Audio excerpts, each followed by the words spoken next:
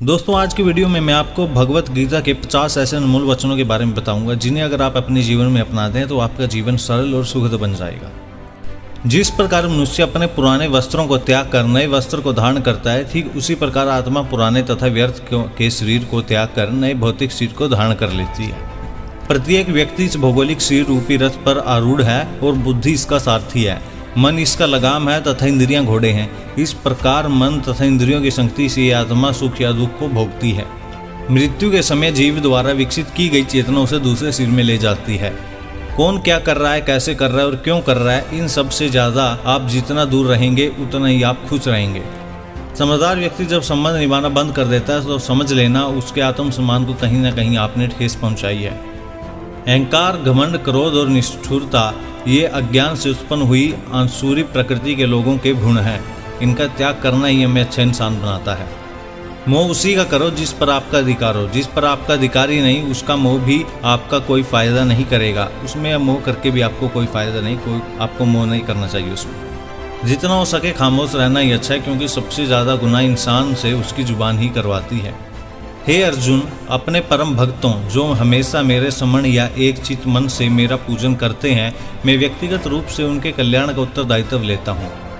हे प्रतंप, जो लोग भक्ति में श्रद्धा नहीं रखते वे मुझे प्राप्त नहीं कर पाते, अतः वे इस भौतिक जगत में जन्म मृत्यु के मार्ग पर वापस आते रहते हैं। मौन सबसे अच्छा उत्तर है किसी ऐसे व्यक्ति के लिए जो आपके शब्दों को महत्व नहीं देता। बदल जाओ वक्त के साथ या फिर वक्त बदलना सीखो। मजबूरियों को मत कोसो, हर हाल में चलना सीखो। किसी काम की चिंता करना ठीक है, पर चिंता इतनी भी नहीं होनी चाहिए कि वह काम ही बिगड़ जाए। अच्छी नीयत से किया गया काम कभी व्यर्थ नहीं जाता और उसका फल आपको जरूर मिलता है। मैं किसी का भाग्य नहीं बनाता हूँ, हर कोई अपना भाग्य खुद बनाता है। आप आज जो भी कर्म कर रहे हो उसका फल आपको कर प्राप्त होगा, और आज जो आप आज हो वो आपके द्वारा पहले किए गए कर्मों का फल है। मनुष्य नहीं उसके कर्म अच्छे या बुरे होते हैं, और जैसे मनुष्य के कर्म होते हैं उसे वैसे ही फल की प्राप्ति भी होती है। तुम्हें सिर्फ अपने कर्म करने का अधिकार है, किंतु कर्म के फलों के तुम अधिकारी नहीं हो।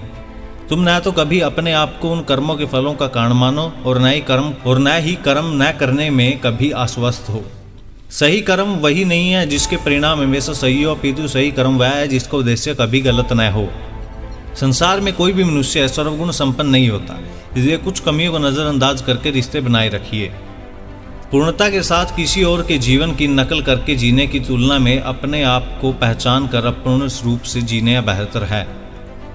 जब भविष्य धुंधला पड़ने लग जाता है तब आपको अपने वर्तमान में ध्यान केंद्रित करने की आवश्यकता है। जीवन की सबसे बड़ी गलती वही होती है जिस गलती में हम कुछ सीख नहीं पाते। जब हमारा माइंड यानी कि मन कमजोर होता है और परिस्थितियां समस्या बन जाती है, और जब मन स्थिर होता है तब परिस्थितियां चुनौती बन जाती है।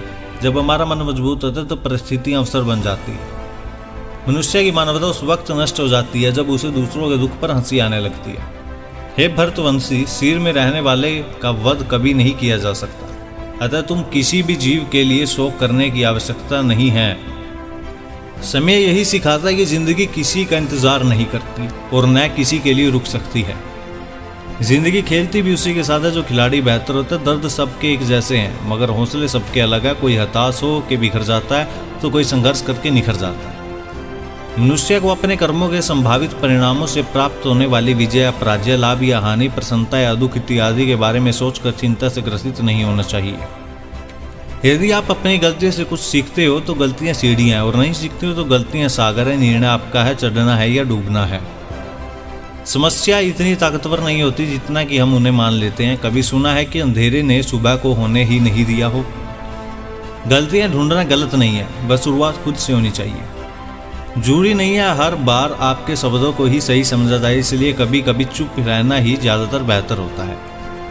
जो जितना अधिक शांत होता है वो इतनी ही गहराई से अपनी बुद्धि का प्रयोग कर सकता है। निंदा से घबराकर अपने लक्ष्य को कभी न छोड़े, क्योंकि लक्ष्य मिलते ही निंदा करने वालों की राय बदल जाती है।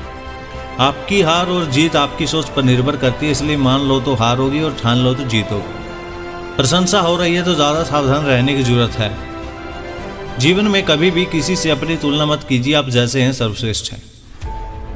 सच काया की विपत्ति जब आती है कायर को ही दहलाती है। सूरमा नहीं विचलित होते, एक ही क्षण धीरज नहीं खोते, विघ्नों को गले लगाते हैं, कांटों में राह बनाते हैं।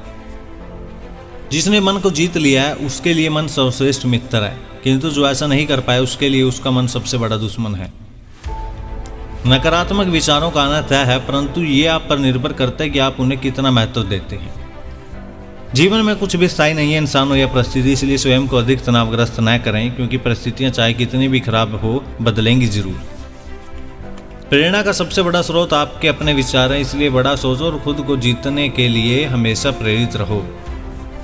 जिसने मन को जीत लिया उसने पहले ही परमात्मा को प्राप्त कर लिया है, क्योंकि उसने शांति प्राप्त कर ली है। ऐसे मनुष्य के लिए सुख दुख, सर्दी गर्मी और मान अपमान एक जैसा होता है। मुश्किलें केवल बेहतरीन लोगों के हिस्से में आती है, क्योंकि वही लोग उसे बेहतरीन तरीके से अंजाम देने की ताकत रखते हैं। कोई कुछ भी कहे, बस अपने आप को शांत रखो, क्योंकि सूरज कितना भी तेज क्यों ना हो, समुद्र सूखता नहीं है।